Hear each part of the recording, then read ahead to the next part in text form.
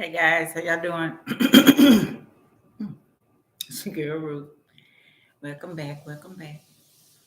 Um, what I'm doing now, what I have been doing, I'm still looking for truth. And I mentioned before in some of my videos of the 9 realms, and I was trying. I think the last video I said dimension realms, planets. Um, how do they go together, coincide, whatever, or are they the same? So what I decided to do was take the names of the 9 realms that they told us about, and I found some videos on it, so I don't have to do a lot of reading. And I'm gonna play the videos if y'all don't mind, staying and listening to them. And uh, I've noticed that a lot of movies, child stories, cartoons, Christmas cartoons of Mother Nature. Her 2 children, one was hot, one was cold, one was winter, one was summer, and how they didn't like each other, stuff like that. Um, just trying to see, find out the middle ground. You know what I'm saying? Of is there really a space, or are there like is the 9 realms is built like a tree, and we've been hearing about the ancestors tree and stuff like that. So they call these steps, they call it the old ones. Okay. The gens have different ones to play a role in it. I didn't put that on there. Let me see. Hold on, let me put that on there. Yeah, so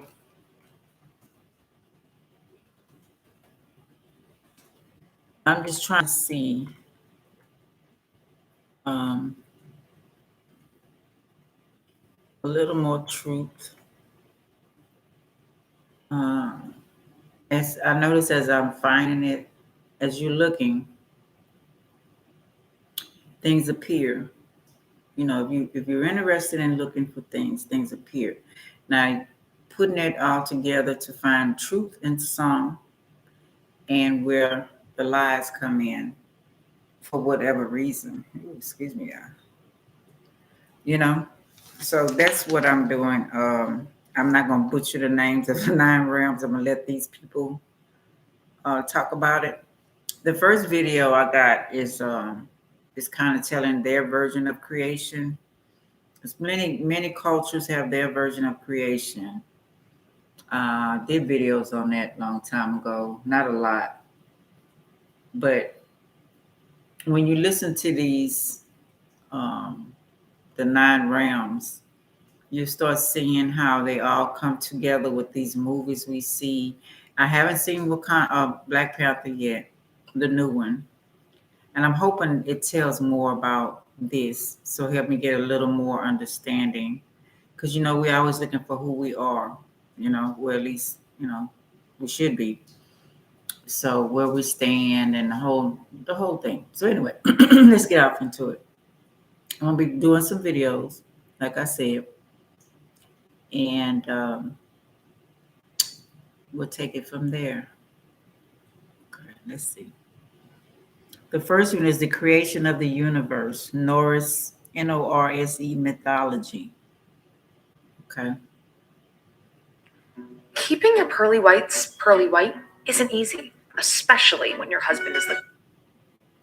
Before there was soil, or sky, or any green thing, there was only the gaping abyss of Gununga Gap. So we can watch it together. This darkness lay between the homeland of elemental fire, Muspelheim, and the homeland of elemental ice, Nilfheim.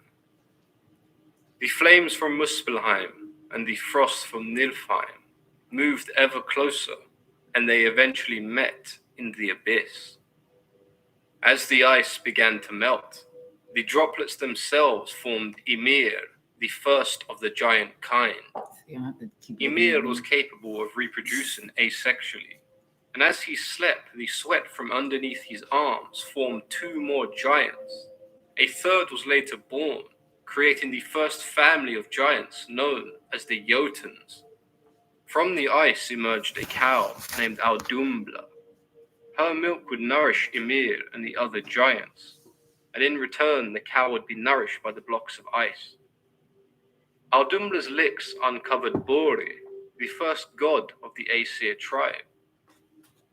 Bore would have a son called Bor, who would marry Besla, the daughter of the giant Bolthorn. They later had 3 half-god, half-giant children. We know them as Odin, Vili, and Ve. Odin and his brothers were concerned with how quickly the giants could reproduce, as they severely outnumbered the Aesir. The 3 brothers decided that their only option was to slay Ymir, and they waited till the giants slept before they began their assault. With all their strength, the brothers were able to overpower and slay Ymir. The blood which spouted from Ymir's body formed rivers, and these rivers drowned all but 2 giants. The surviving giants, Bergelmir and his wife, fled to the misty lands we now know as Jotunheim. The world as we know it in Norse mythology was created from the remains of Ymir's body. Odin and his brothers dragged Ymir's body into the abyss, and the 9 worlds were created. His blood formed rivers, his flesh and muscles became land, vegetation was formed from his hair, clouds from his brains, mountains from his bones, and his skull formed the sky. Ymir's skull would cover the entire new world, and the gods placed sparks from Muspelheim inside of the skull, and these would illuminate the world as stars. They built Asgard on the plains of Idavol, and this became the home of the gods, far away from Jotunheim, where the giants were allowed to live. The gods eventually formed the first man and woman from the trunks of 2 ash trees. These humans were to live in Midgard, and a fence was built around them to protect them from the giants of Jotunheim. The dwarves were formed when Ymir's body began to rot. The worms which crawled out of the remains became dwarves. The gods became worried that Ymir's rotting body would cause the sky to fall. They sent 4 dwarves, 1 in each direction, to hold up the sky. These dwarves were named after the cardinal directions: Nordi for north, Soundri for south, Vestri for west, and Austri for east. The remaining dwarves made their home underground and in caves located in Svartalheim. There was a man who had 2 children so bright and luminous that he named them Sol and Mani. The gods were angered by the man's arrogance, and so they took both children away from him. They placed both of the children in the sky, and they would become the sun and moon. The Norse myth of creation is one that has many conceptual meanings behind it, one of the most prominent being that life comes from death. The world was not created from nothing, as it was in the Judeo-Christian myth. Rather than the gods creating the world, they first had to slay Ymir, who in this case represents the primal chaos, as he can reproduce without death or destruction. Ymir's kin, the giants, are constantly attempting to drag the world back into chaotic nothingness, and during the Ragnarok they do succeed in destroying the world. If you've enjoyed this video, then please consider leaving a thumbs up, as it helps promote the video and allows the channel to grow. If there's anything you'd like to discuss, Now that's the first one I had. Okay. Now I'm going to start in, in order what I have on the paper. Just a little more added to our finding what's happening, you know.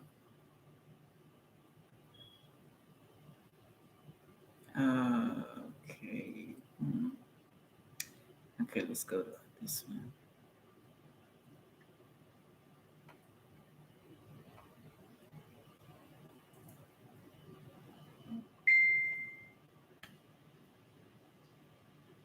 It says the Marvel Comics origin of Asgard.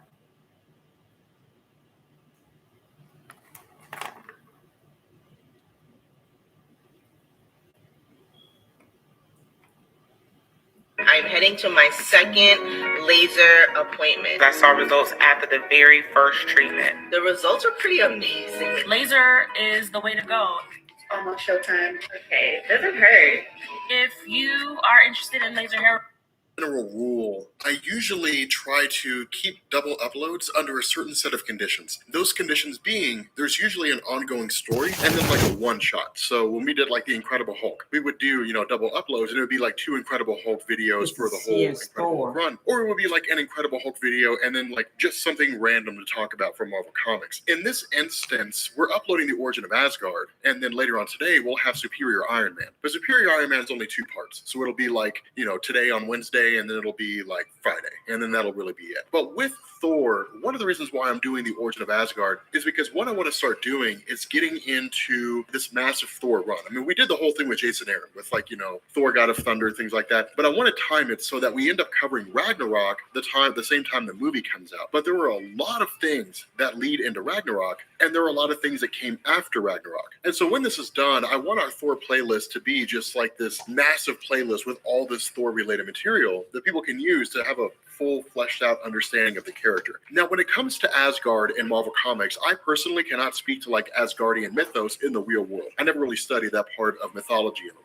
To me, it was really always more of an interest in Greek mythology. But Marvel treats the creation of Asgard, the origin of Asgard, and the things that followed as a creation story. We know that, like, in terms of where humans came from, how they originated, that is not exactly how it's told in this story. Instead, we as the reader are designed to treat it as if we live in the Marvel Universe. And this is a story that's been passed down for generations and generations and generations in an attempt by earlier civilizations to understand the world around them and where humans came from. In Marvel, Asgard is both a landmass as well as a dimension. And now Marvel's really kind of fast and loose in a lot of ways when it comes to like how the 9 realms work. Depending on who you ask in terms of fans or websites or something like that, some people will say that there's just one alternate universe. And inside this alternate universe is Asgard and like the other realms, all of which tie into Earth. They're basically able to access Earth. But for me, I ascribe to the position that they're all just alternate dimensions. So they're basically pocket dimensions. And the way it works is like this. The example I always use is a house because I always feel like it's the easiest thing to understand. And so if you were to imagine, for example, that all the open areas in your house, which is to say all the places you can access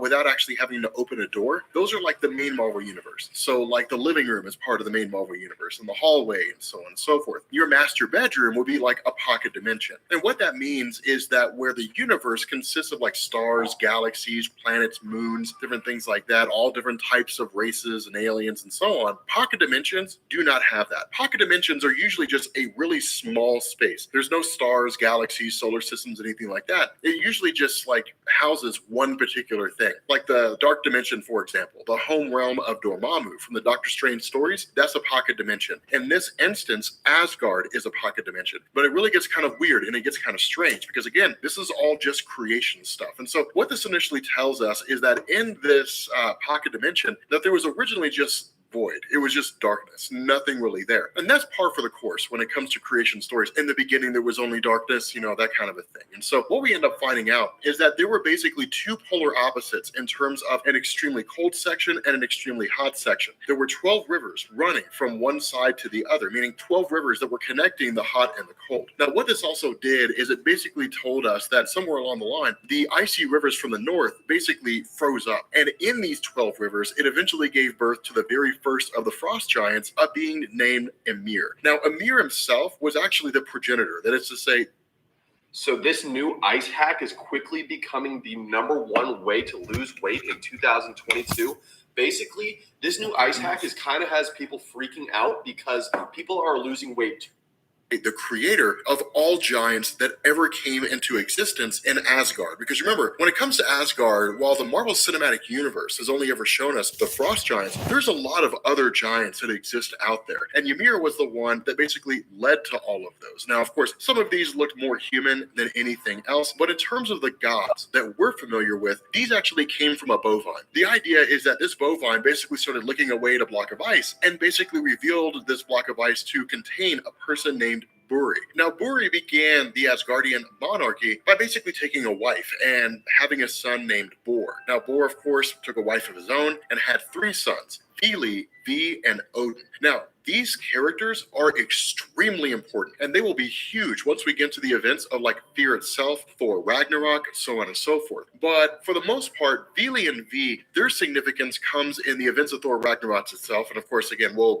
cover that once we get into that story. But essentially, what had happened is, Vili, V, and Odin had gone off to face Surtur, this demon entity. The idea was that Vili and V were basically killed. They combined their life forces into Odin, and that gave birth to the Odin Force. So that's where that whole thing comes from. Again, we'll cover all that stuff once we get into like the death of Odin, the events that lead up into Thor Ragnarok proper. But the idea is that it was really just Vili, V, and Odin racing off to kill Ymir. Now, what this does is this transitions into this creation myth about the formation of Earth, in the sense that Earth coming into existence was a byproduct of the blood, so to speak, this blue water of Ymir spreading throughout this landmass, and that this landmass itself eventually came to develop life on its own in the form of humans. It also gives us this idea that for the most part, once Ymir had basically died, that his body was decomposing, which eventually gave rise to the trolls. Once we start getting into the human creation, this is where things begin to starkly change. When it came to the idea of Odin really being just the next successor for the king or the ruler of Asgard following the presumed death of his father Bor, in this instance, he, alongside a couple of Asgardians, had basically traveled to what was Earth at the time, albeit surrounded by various animals but without humanity, and just found a couple of tree stumps and turned them into humans. In response, they basically gave the humans the ability to understand morality, they gave them souls, they gave them an essence, so on and so forth. And so the explanation in the story is that Asgardians were the ones who were responsible for creating humans. Now again, this gets into the whole idea of how everything actually originated, where Asgard actually came from. The truth is that we don't know. This is the closest that we ever get to an actual explanation of where Asgard originates from. Again, it's basically this creation story that's almost being told to us by our father, who was passed on to him from his father, and then his father, and his father, and his father, and so on and so forth, generations up the line, leading to whoever it was that heard this story for the very first time or even made it up. And so the idea is that in truth, when it comes to Asgardians in relation to the Marvel Universe, they are not human. And they never were. They're basically what amounts to being an extraterrestrial. They look like humans, but they come from a wholly different dimension. Now, the other half of this is how it is that these realms coexist with one another. Again, if you talk to different people, they'll say it different ways. They'll say, okay, there's just this one dimension out there, and you have all the realms of Asgard. But then again, others will say each one has its own dimension. And so Jotunheim, the land of the Frost Giants, has its own dimension. When it comes to the Dark Elves, they have their own dimension, so on and so forth. The realm of Hell, basically the afterlife for Asgardians who didn't die in honorable combat or who weren't warriors, they have their own afterlife. Valhalla has its own dimension, that kind of a thing. And so again, it really fits into this weird scenario because there's no definitive explanation of exactly how the structure of Asgard exists. We're just kind of given this enigmatic picture, this enigmatic depiction of the world tree. And it's just kind of, well, the roots of the world tree just kind of lead into everything. And if the world tree ever were to be destroyed, all reality would cease to exist. We know that's not true just because of the fact that during the events of Thor Ragnarok, Thor destroyed the world tree and he literally split it down the middle, and reality didn't cease to exist. Of course, that brings into question the idea of, did Ragnarok actually happen, which was the question that was presented to us during the last days of Asgard as part of the events leading into Secret Wars with Loki's whole adventure and so on and so forth. But again, this is just kind of a creation story. It's a story that's basically given to us, and it really just kind of says, hey, if you lived in the Marvel Universe, this is most likely how that story would be told. Now, as far as I understand it, this draws heavily on the whole real world Asgardian mythos. But again, I don't know much about that. I can't speak to that. And I have a hard time believing I'd be able to do that whole mythology justice over the span of like 10 minutes of reading a Wikipedia page. So in truth, I imagine it takes people quite a while to really understand that. And so because of that, if anybody out there is actually really knowledgeable when it comes to the Asgardian mythos here in the real world, chime in down in the comment section. Leave a comment, let us know how close this is, or if it's just so far. Okay, I'm going to go to the next name on the 9 realms list.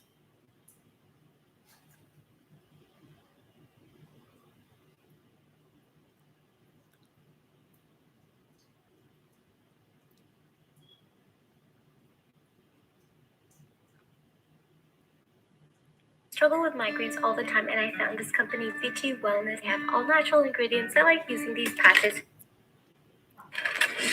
Oh, no, that's not the one.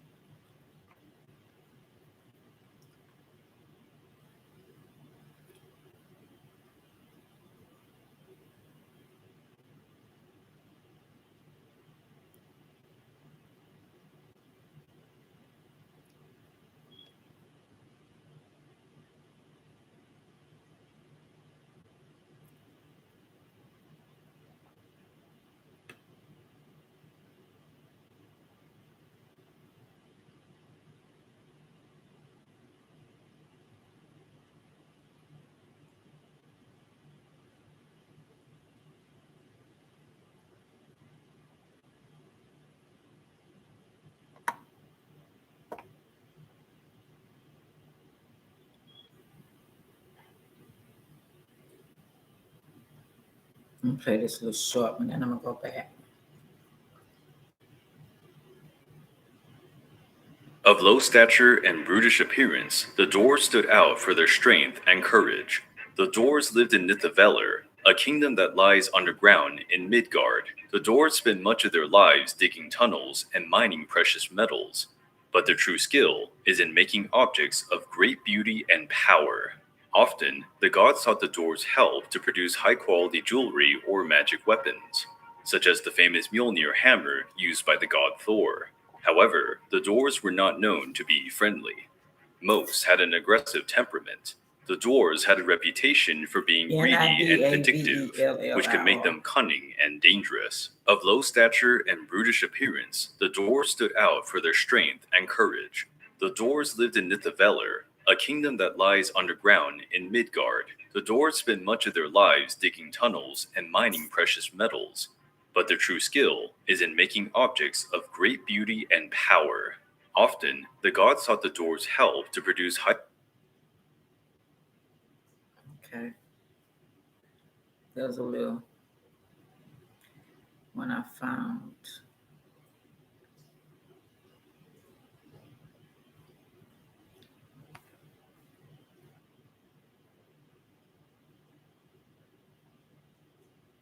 It's an amazing card from Credit AI.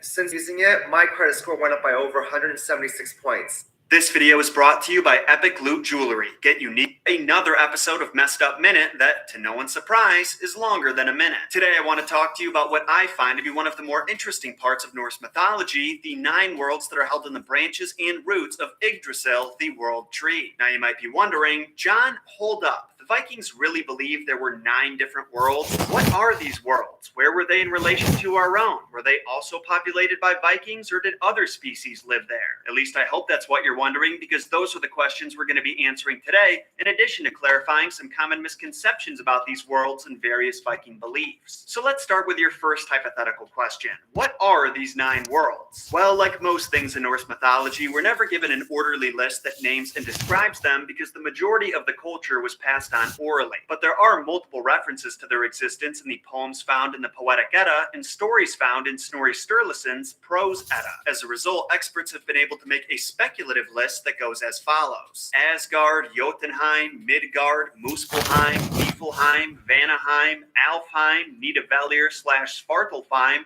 and last but not least, Hell. You have no idea how hard it was to not sing that list like the Fairly Odd Parents intro. When it comes to where these worlds are located, we're told in the old texts they're connected to various roots and branches of Yggdrasil, but that's literally all we know. Any map you've seen, including the one I'm showing you now, is purely concept art and nothing more. That being said, we can be sure the Vikings believed that some worlds overlapped with our own, like Asgard and Jotunheim, in part due to a concept called Inengard and Utengard, roughly translated to inside the fence and outside the fence. According to Norse expert Daniel McCoy, whose book The Viking Spirit I use for a lot of my research on the mythos, this concept comes from agrarian land use practices where the fence on a farmer's property separated pastures and fields of crops from the wilderness beyond them. So if something is Inengard, it is civilized, law-abiding, and orderly, while things that are Utengard are wild and chaotic, with the guard suffix implying there's some kind of wall or barrier on the other side of which lies the chaos. As an example of Inengard, let's take a look at Asgard, the world of the Aesir gods that resided in the skies above.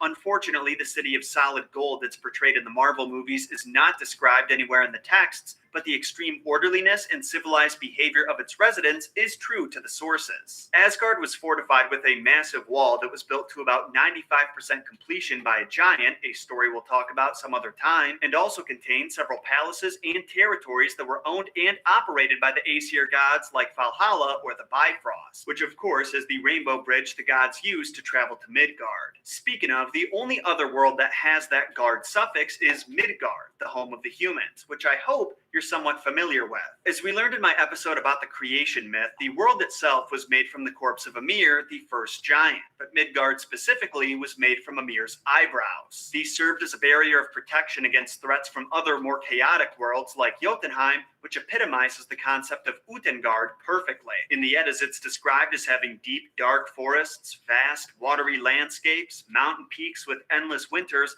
and other conditions that mere mortals like us would find inhospitable and dangerous. To put it another way, Jotunheim contains all of those scary things that lie on the outside of the fence. In fact, when the Germanic peoples looked up at the mountains or stared at those deep, dark forests that were filled with all kinds of dangerous beasts, they sometimes thought they were actually looking at Jotunheim itself. And this is why Midgard was given its name, which can be roughly translated to middle enclosure. It was basically a world that was naturally chaotic but strived to be orderly like Asgard, using both physical and metaphysical boundaries like fences, laws, and social customs to keep the more wild aspects at a distance. But now let's move on to some of those chaotic other worlds, shall we? That is why we're here after all. Muspelheim and Niflheim are two more that you should be familiar with if you've seen my video on the Norse creation story. Described as the primordial worlds of fire and ice respectively, it was the heat from Muspelheim that caused the ice from Niflheim to melt and drip into the Ginnungagap, where a new mass of ice would form and the world as we know it would slowly start to take shape. Fast forward to the end of the world though, when Muspelheim comes into play once again, when the fire giant known as Surtur shows up to slay the gods with his flaming sword and burn anything that's left. As for Niflheim, outside of it being one big icicle, we also know it has a spring called Vergelmir that's filled to the brim with snakes, and the dragon Nidhogg, which is known for chewing at the roots of the world tree. Several rivers are also said to flow from this spring, some of which are venomous. In fact, one of those rivers' venom spilling over onto the massive ice from the Ginnungagap is what led to the creation of Ymir the Giant.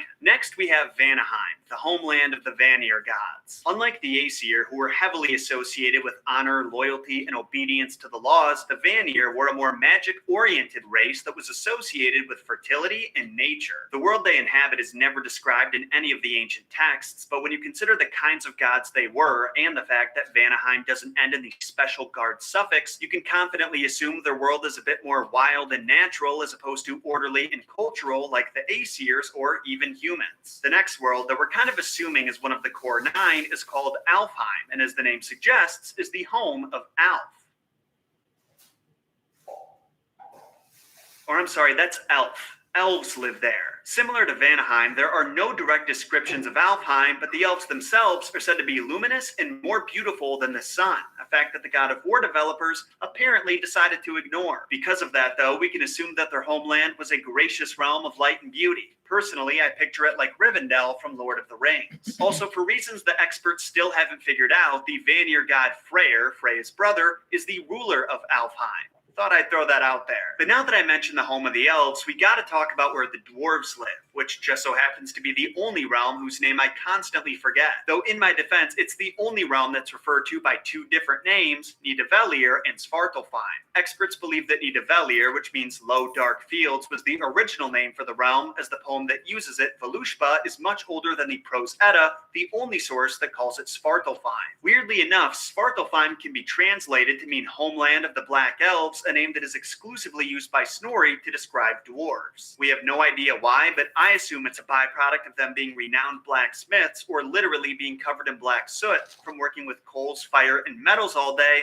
and living underground. Once again, we're never given a description of their world, but due to the nature of dwarves and their reputation as blacksmiths, their home was probably thought of as an underground labyrinth filled with mines and forges where they could easily access the materials for their craft. And the last, but certainly not least of the 9 worlds is Hell, sometimes referred to as Helheim in the secondhand sources. This was the land of the dead that was ruled over by the goddess Hel, Loki's daughter. Because dead bodies were buried underground, Hel was believed to be underground as well, and some sources mention a dog similar to Cerberus guarding its entrance. Now you'll hear from popular media, and maybe even me from time to time, that Hel was filled with those who died ignoble deaths from things like old age or sickness. But the only source that makes this distinction is once again Snorri's Prose Edda. He's also the only one who describes Hel as an unpleasant place, a frozen landscape that's impossibly cold. But experts think this was him trying to harmonize Norse beliefs with Christianity. That's because there are older sources that refer to it in neutral or even positive terms, where the dead are able to live on in some capacity and engage in the same activities they did in life,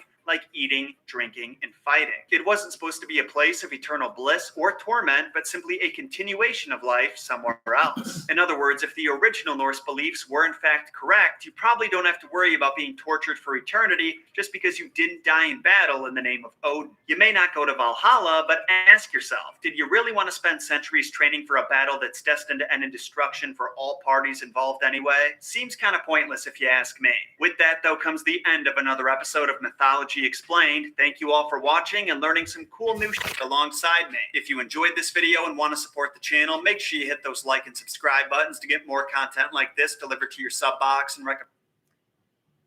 Now, one I think he didn't mention, some say it was After Hell. I'm going to play that. And then after that, I'm going to, I found that Atlantis was not only in the water. It was in the sand. Seemed like a lot of cultures had an Atlantis, that something tragic happened to them. And I'm going to talk about how some archaeologists and other people found that these places, the names are different, but they sound so much like the 9 realms. Some going up, some going down. So yeah, we'll do the last one, and then we'll get to the other part.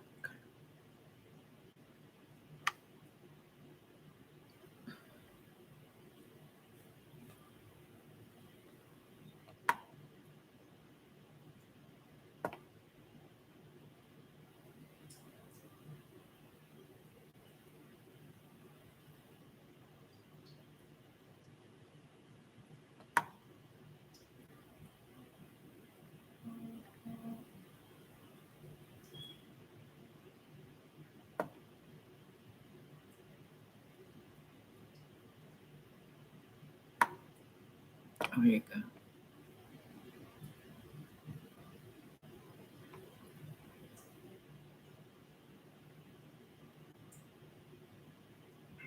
The 9 realms of Norse mythology, Niflheim and Muspelheim. According to Norse mythology, the cosmos is divided into 9 realms. They might repeat. Okay. These comprise the cosmos and were inextricably linked to one another. These included Niflheim, Muspelheim, Asgard, Midgard, Jotunheim, Vanaheim, Alfheim, Svartalfheim, and Helheim. Each realm has different functions and characteristics that set it apart from the others.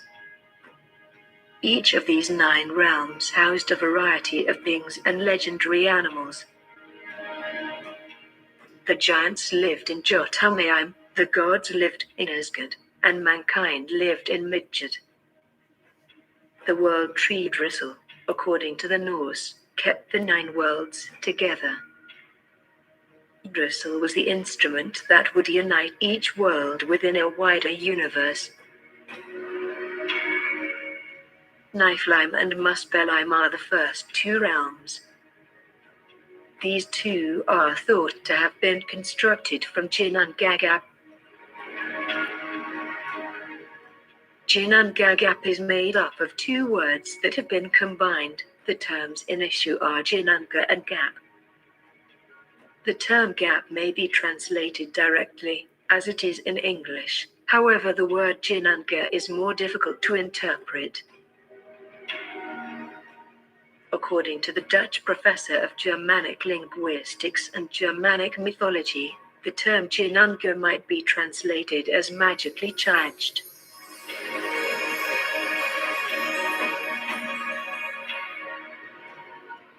Ginnungagap is therefore described as the yawning vacuum of total emptiness with a magically charged core that resulted in the formation of the first 2 worlds. The cosmos had not yet been formed, as all that existed was Niflheim in the north and Muspelheim in the south.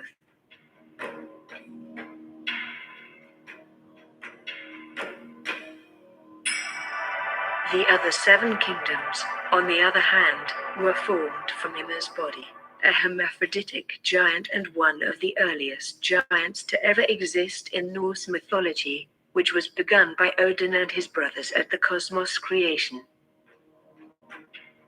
It's no accident that there are 9 realms. The number 9 has a lot of meaning, and you can find a lot of it in poetry like Snorri Sturluson's Eddas.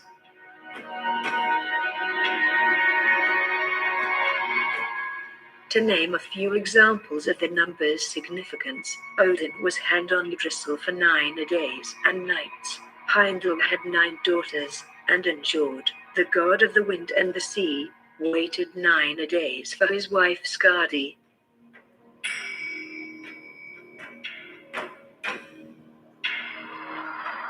Niflheim. Niflheim is known as the realm of fog and mist.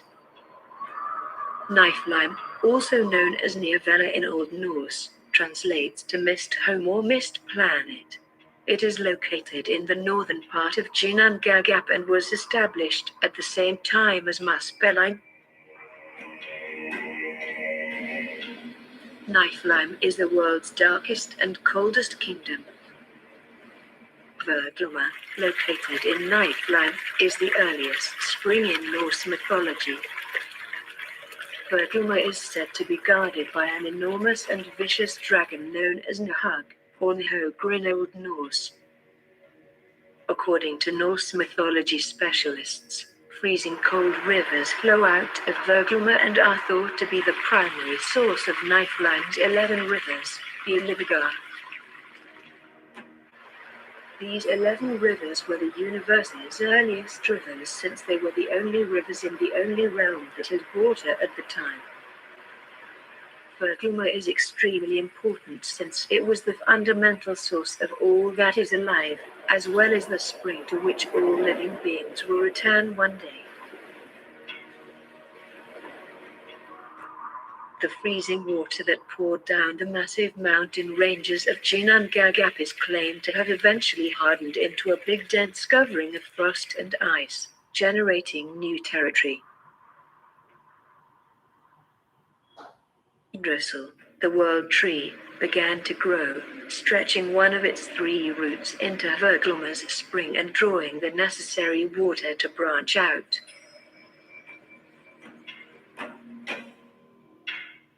Muspelheim.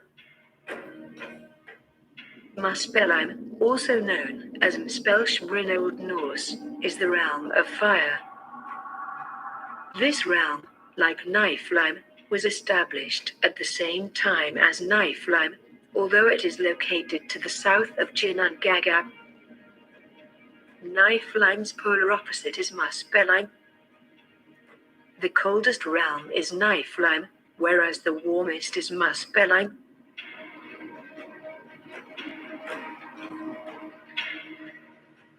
Muspelheim, according to specialists in Norse mythology, is a searing hot planet filled with exploding volcanoes, lava rivers, flames, sparks, and thick soot.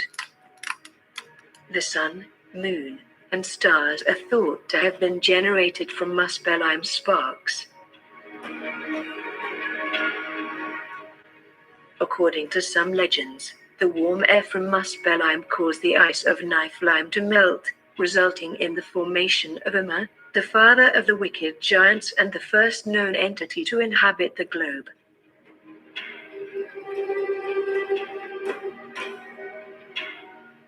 Odin and the other gods would murder Ymir. His death would result in the construction of the other realms, much as Odin and his brothers did with Ymir's corpse.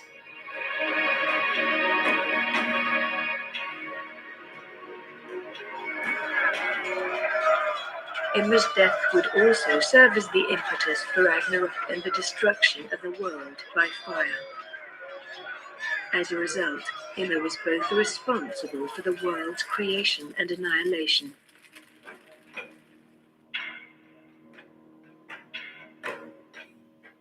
Muspelheim is controlled by the enormous fire giant Surtr and is home to fire giants and fire demons. Surtr is a sworn adversary of the Aesir, as gods occupants such as Odin, Thor, Heimdall, and Loki, and has waged war on them in retaliation for the murder of his father, Ymir. He would one day lead the Muspelheim sons in the destruction of the world by fire at Ragnarok. Ragnarok will be covered in more depth in a subsequent chapter.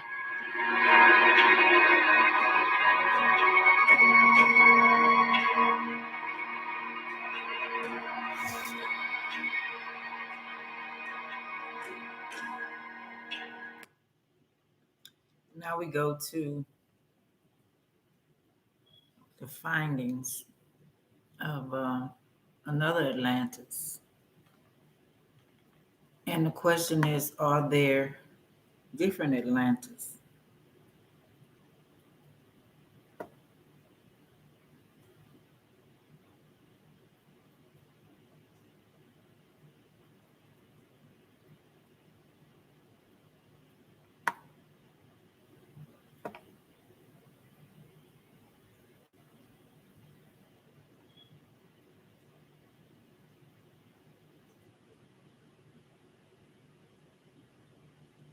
Phone charging slowly?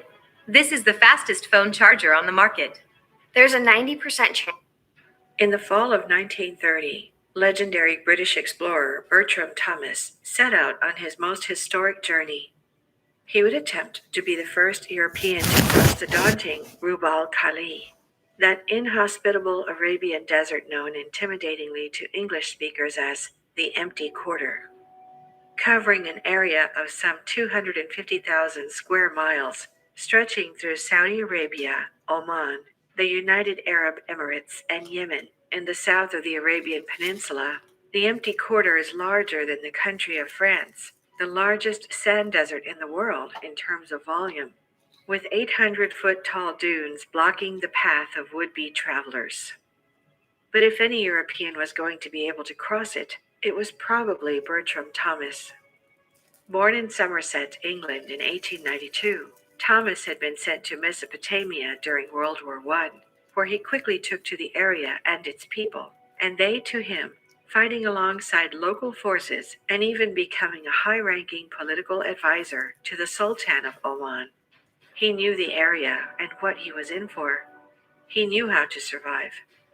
So, on October 6, 1930, he set off from Salalah on the coast of Oman in the company of 25 Bedouin guides to begin his historic attempt.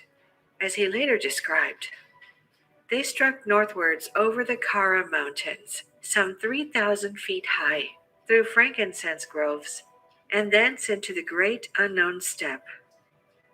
For the next 59 days, Thomas was neither seen nor heard from. In fact, his own government was unaware of where he was or what he was doing, and would likely have expressly forbidden him from making the attempt if they had known about it, leaving Thomas to conduct the mission in secret. If things took a turn for the worse, there would be no rescue party. Finally, on February 5th of 1931, Thomas appeared in Doha, Qatar, healthy and unharmed, and with an incredible bounty taken from the desert in tow.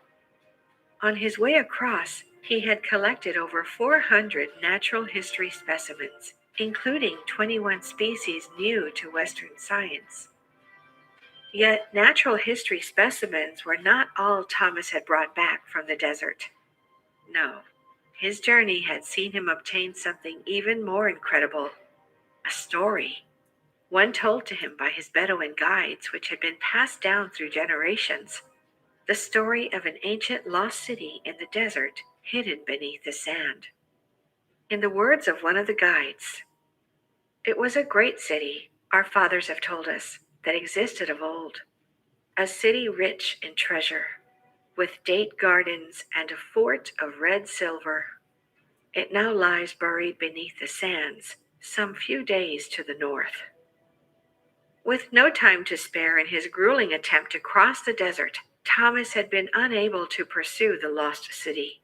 And though he intended to return to pick up the chase, he was never able.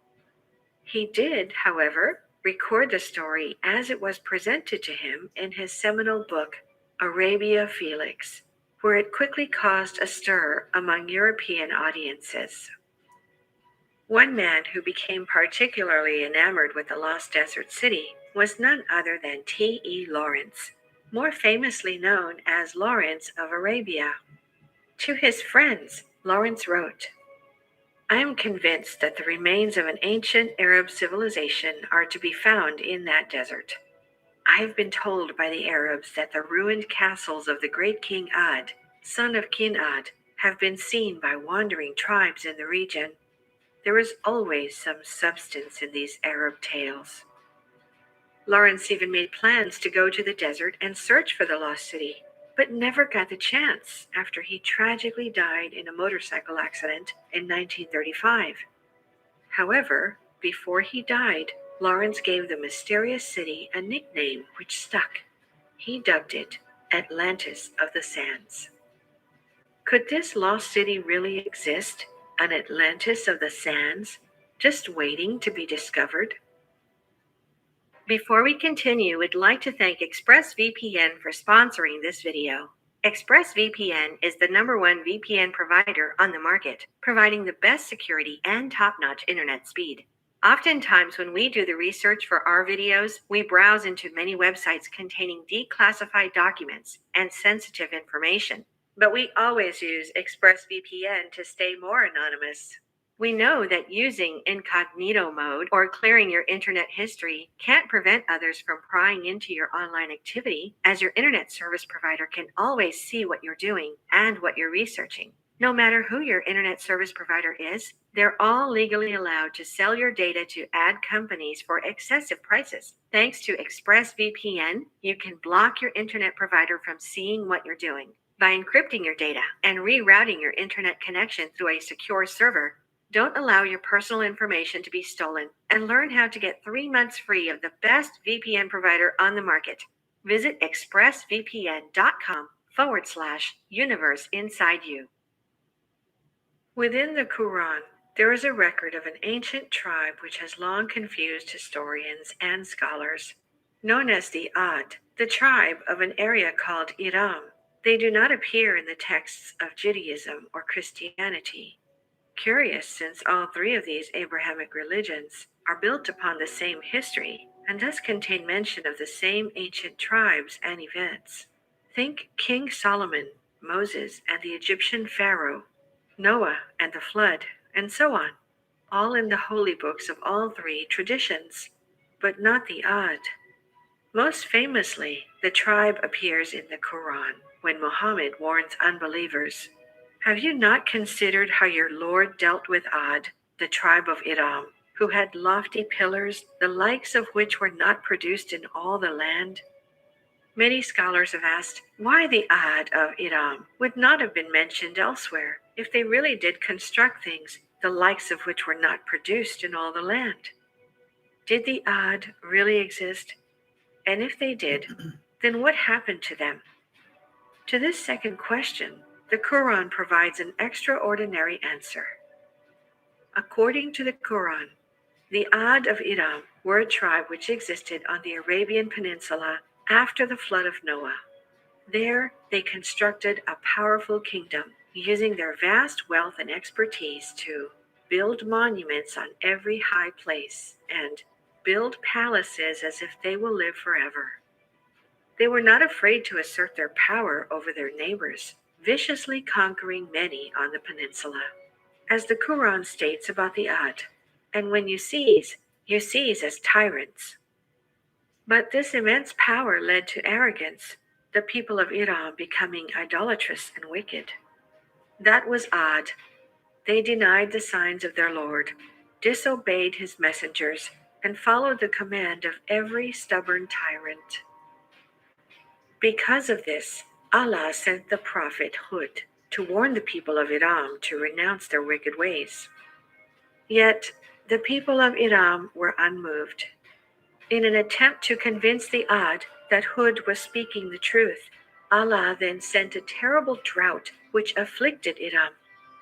At its height, Hud pleaded with the Ad, but still, they would not listen Finally, the Ad saw a cloud formation approaching Iram and believed the rains had come at last, that they were saved. How wrong they were. Then, when they saw the torment as a dense cloud approaching their valleys, they said happily, "This is a cloud, bringing us rain." But Hud replied, "No, it is what you sought to hasten, a fierce wind carrying a painful punishment." It was not rain these clouds were bringing, but a sandstorm. And the result was cataclysmic, as the Quran describes. And as for Ad, they were destroyed by a furious, bitter wind, which Allah unleashed on them non-stop for 7 nights and 8 days, so that you would have seen its people lying dead like trunks of uprooted palm trees. Do you see any of them left alive? And thus ends the story of the Ad of Iram, their fate, their city, according to the Quran, obliterated by a sandstorm, buried beneath the desert sands as though they had never existed. The question asked by many scholars is whether this story is merely a rhetorical tool, an allegory meant as a not-so-veiled threat against turning away from God, or whether there really could be the remains of an ancient, once powerful kingdom buried beneath the Arabian sands. At least one thing is for sure. While the Ad of Iram may not exist in the other Abrahamic traditions, the Quran is not the only place their story is told. During the 9th century CE, the earliest copy of what would become one of the world's most popular and long-standing books was being assembled in Syria. It would bring together the earliest myths and folk tales of Persia into an extraordinary compilation, which would become known as Alf Layla wa Layla, 1001 Nights. The basic premise of the book was simple. A Persian king discovers his wife has been unfaithful and has her executed. He then marries a succession of virgins, but has them each executed the morning after the wedding, before they have a chance to be unfaithful. Eventually, the king marries a woman named Scheherazade, who, on the night of their marriage, begins to tell him an incredible story, which she does not finish. The next morning, the king, desperate to hear the story's conclusion, does not have Scheherazade executed. That night, she finishes the story, then begins another. This repeats every night, each of the stories she tells representing an ancient Persian myth, until, after 1001 nights, the king decides to spare her life, and the two live happily ever after. After its initial creation in the 9th century, the book's compilation grew and expanded over the years based on the religious and political climate of the time. In the late 9th and 10th centuries, stories were added from Iraq. In the 13th, stories from Egypt and Syria entered. As this continued, century after century, the book became a sort of living history piece of the myths and stories of the Middle East. The 9 rounds of bridge. The book finally appeared in Europe in 1704, first in French, and then, after its popularity exploded, in English, German, Italian, Dutch, Danish, and Russian before the end of the 18th century. It remains in print all over the world to this day, helping to shape our modern understanding of the history of the region. There is one story within 1001 Nights which warrants particular attention, the story of a man named Abdullah bin Ali Kaliba. In the story, he goes out into the desert in search of his lost camel, whereupon he discovers an incredible deserted city. I dismounted, and hobbling my dromedary, and composing my mind, entered into the city. Now when I came to the castle, I found it had 2 vast gates. Never in the world was seen their like for size, inlaid with all manner of jewels and jacinths, white and red, yellow and green. Beholding this, I marveled with great marvel, and thought the case mighty wondrous. Then entering the citadel in a flutter of fear, and dazed with surprise and affright, I found it long and wide, and therein were lofty palaces laid out in pavilions, all built of gold and silver, and inlaid with many colored jewels, and jacinths, and chrysolites, and pearls. And the door leaves in the pavilions were like those of the castle for beauty, and their floors were strewn with great pearls and balls no smaller than hazelnuts, of musk and ambergris and saffron. Now when I came within the heart of the city, and saw therein no created beings of the sons of Adam, I was near swooning and dying for fear. Moreover, I looked down from the great roofs of the pavilion chambers and their balconies, and saw rivers running under them, and in the main streets were fruit-laden trees and tall palms, and the manner of their building was one brick of gold and one of silver.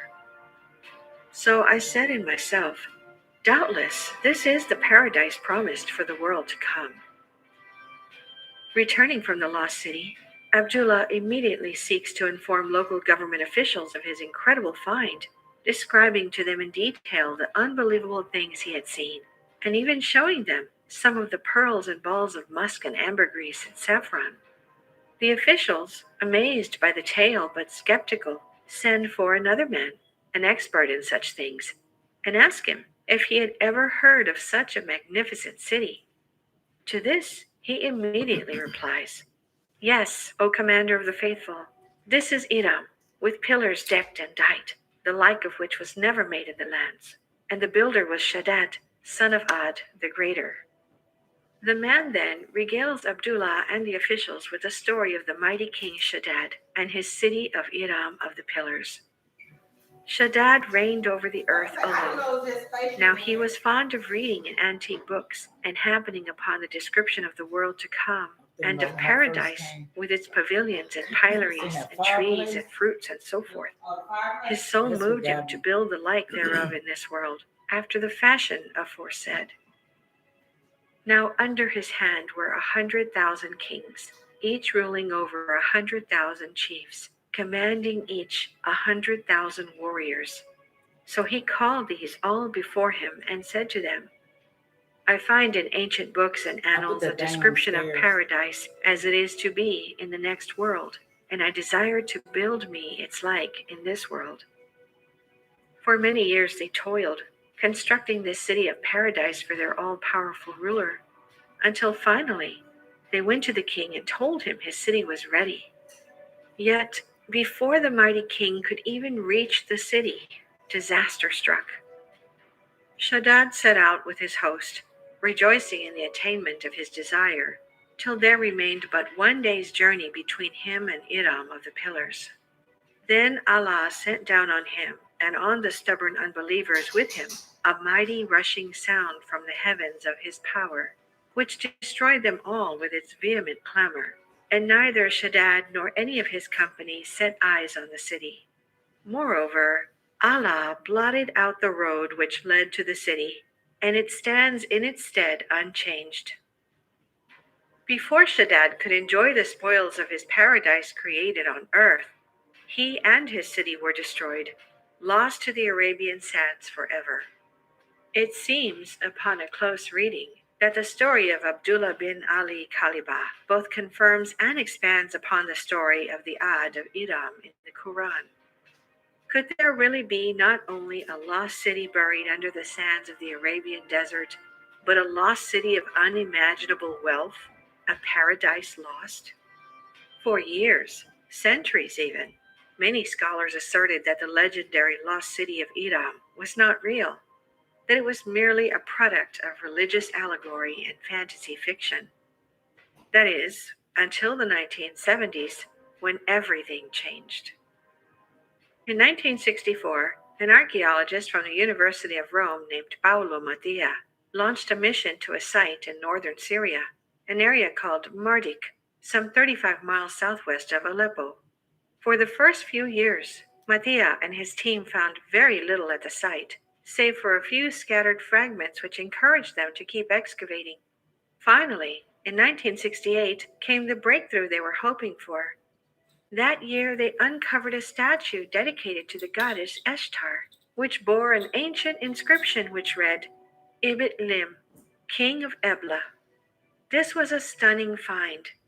Ebla was the name of a city spoken about in the texts of the ancient Egyptians, Sumerians, and Akkadians, but never identified in modern times until now. Recognizing the importance of the discovery, Mathieu and his team slowly continued excavating the site over a period of years, uncovering numerous temples, walls, gates, and other impressive buildings which had once made up the city of Ebla. What happened next, however, would blow away everything they had previously found. In 1974, Mathieu and his team were removing debris from an ancient palace when they discovered 42 clay tablets, which appeared to be part of some sort of palace archives.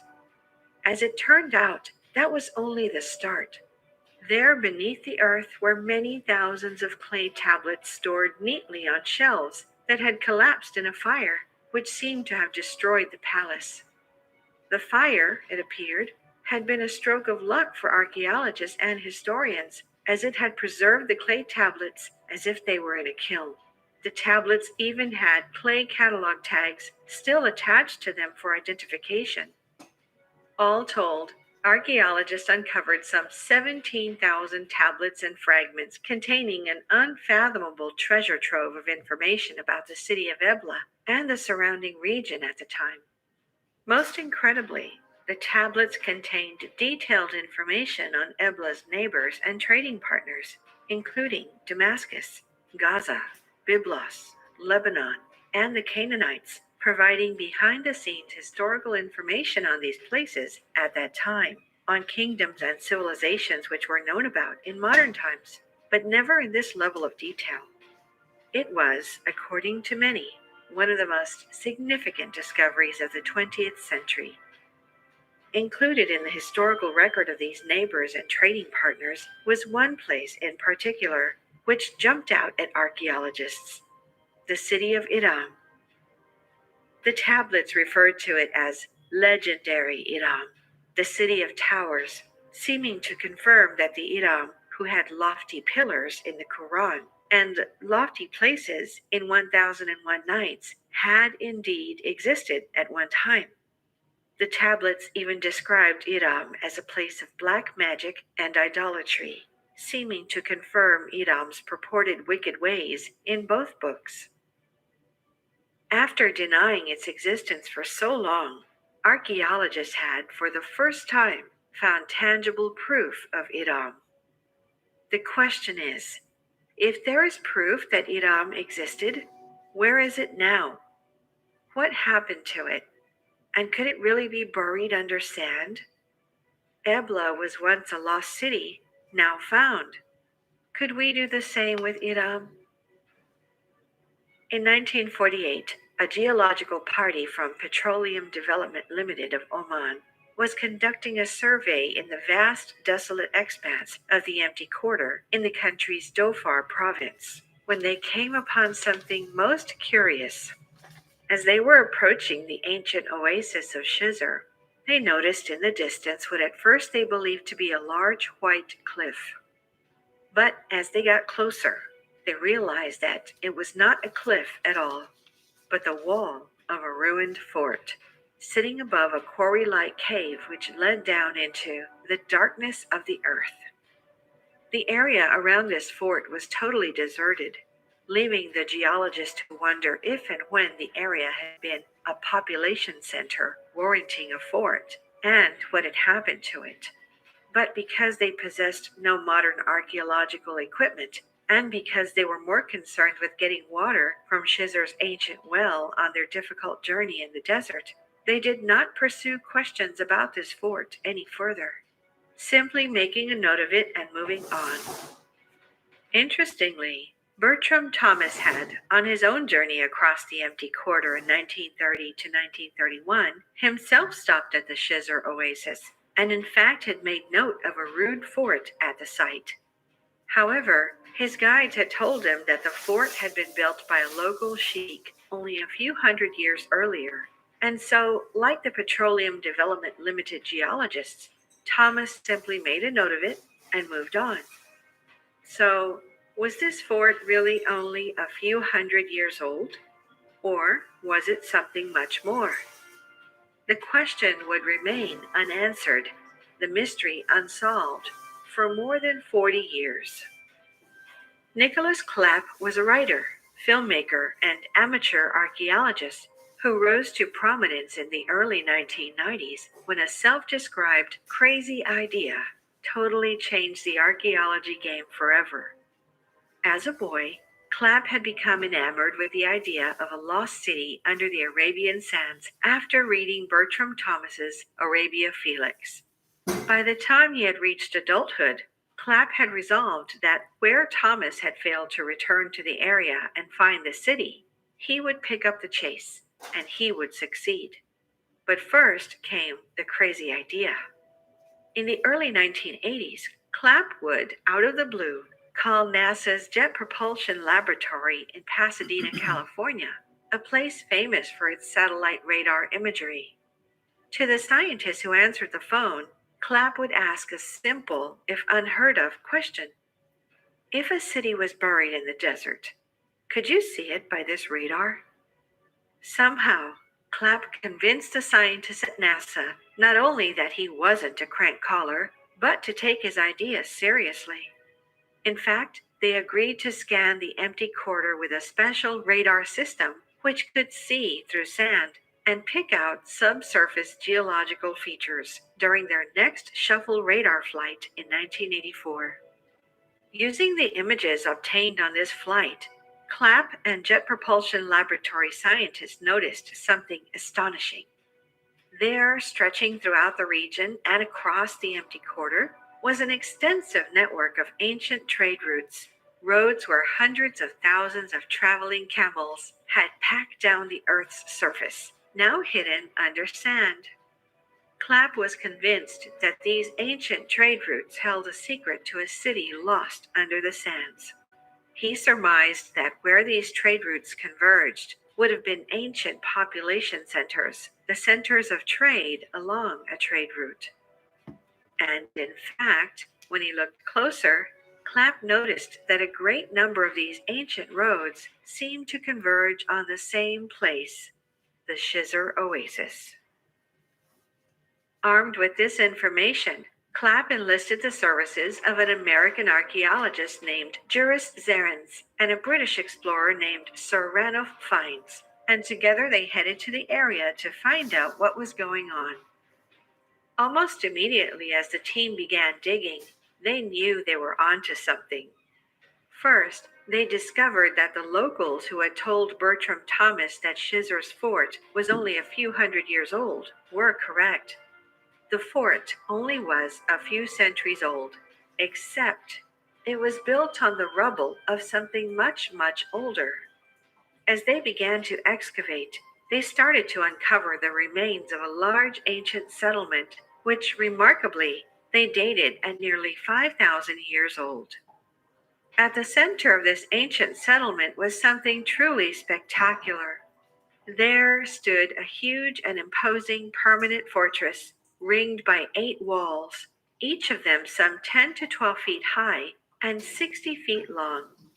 At each corner of the fortress stood a massive tower, some 10 feet in diameter and 30 feet tall. Based on what they found within this fortress, it appeared to be a royal residence for the king, a processing and storage facility for the ancient city, and a record-keeping center for an ancient center of trade. There was more, though. As they continued their work, archaeologists discovered what had become of this once thriving settlement. It seemed that the city had been built on top of a limestone cavern before eventually the city's weight caused it to collapse into a giant sinkhole, destroying the city and forever burying it under sand. As much as it pained them, archaeologists were forced to admit that the parts of the city which had disappeared into this sinkhole were likely lost forever, leaving them only to wonder and speculate what other mysteries might be revealed if only they were able to recover the unrecoverable. But for Nicholas Clapp, no further discoveries were required. He believed the mystery had been solved, that he had gotten what he'd come for. Here was a powerful ancient economic center, marked by imposing towers far beyond what should have been technologically possible at the time, destroyed by a cataclysmic event and buried under sand. For Clapp, this could mean only one thing, that the lost city of Iram had finally been found.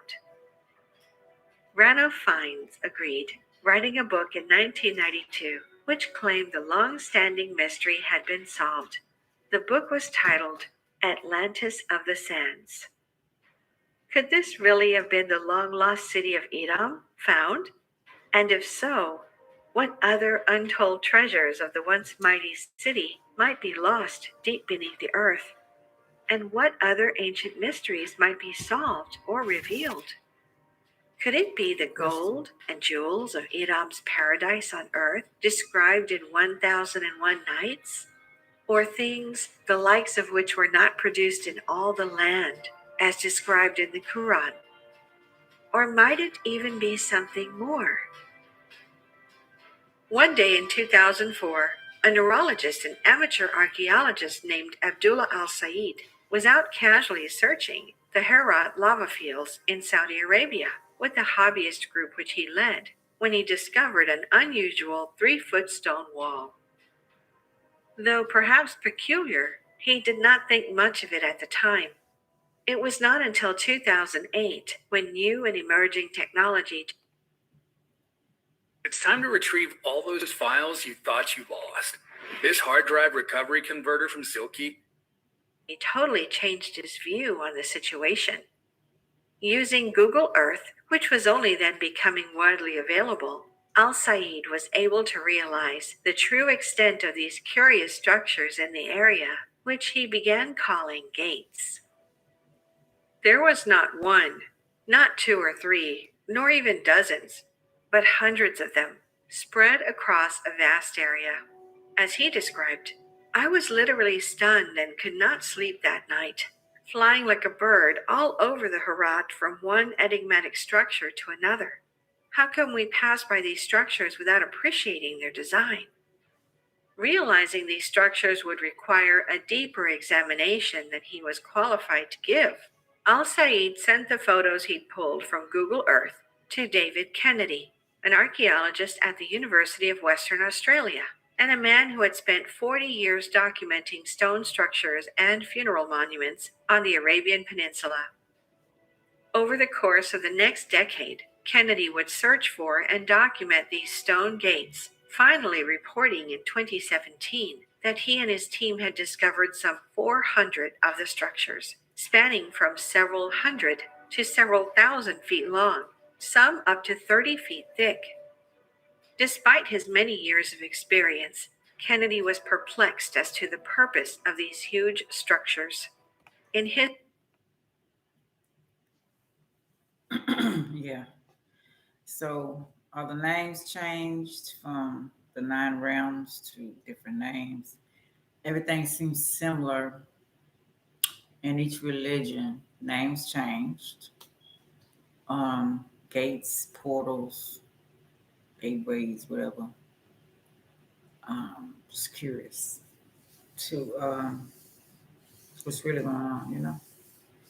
So yeah, that's one of the things I want to talk about, and as I find more on that in depth, might be a big struggle to find each one.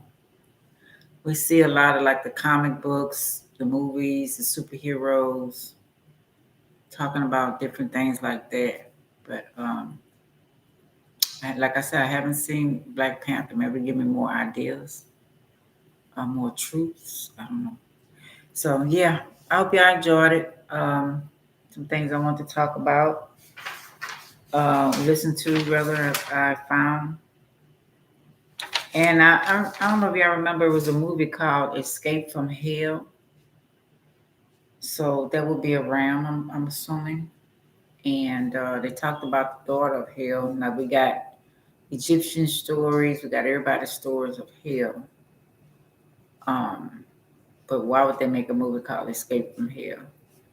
So some people say there's a hole that takes you there. Some have gotten out. I don't know. more to explore. So many things to explore, right? All right, yeah. This is your girl Ruth signing off. Like, subscribe, share, and comment. I really appreciate it. Y'all listening. All right, bye. Love y'all.